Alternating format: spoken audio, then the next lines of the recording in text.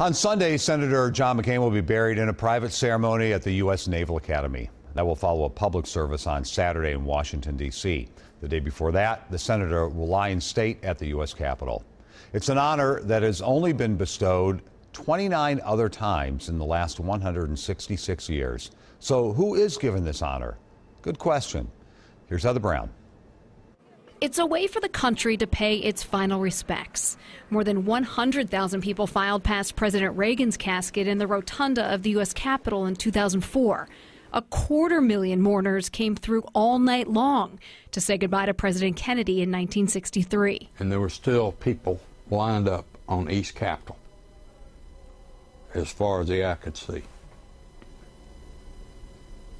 And it was definitely quiet. The only thing you could hear was people crying. It's a rare honor given to 11 presidents dating back to Abraham Lincoln. 2 vice presidents have lain in state at the U.S. Capitol, including Hubert Humphrey. 7 U.S. senators have as well, including the very first person, Kentucky Senator Henry Clay in 1852, and the most recent, Hawaii Senator Daniel Inouye in 2012. Also honored 1 member of the House, 3 military leaders, and J. Edgar Hoover, the first director of the FBI.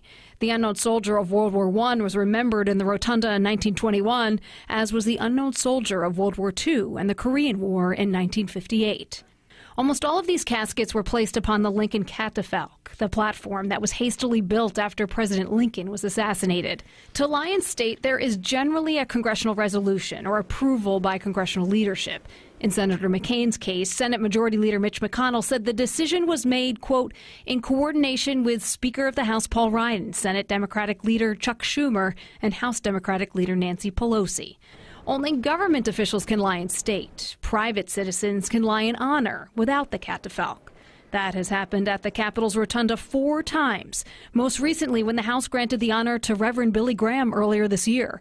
Rosa Parks also lay in honor in 2005, as did 2 U.S. Capitol police officers after they were killed in the line of duty.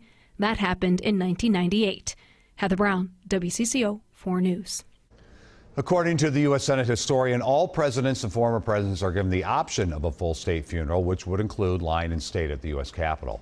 President Nixon's family did turn it down, instead choosing to have a simple service at the Nixon Library in California. If you have a good question for Heather, just email it through WCCO.com/links.